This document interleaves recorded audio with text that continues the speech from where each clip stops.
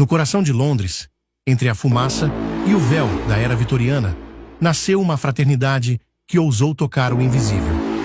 Chamavam-se Golden Dawn, a Aurora Dourada.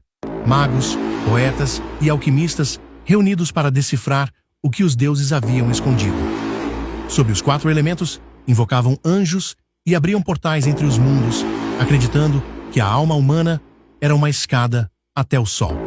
Cada ritual era um espelho. O iniciado via o universo, e o universo o via de volta. Mas alguns se perderam na luz. O brilho dourado se transformou em chamas brancas que consumiram a mente e o corpo. Porque entre a magia e a loucura, há apenas o tempo que dura um amanhecer.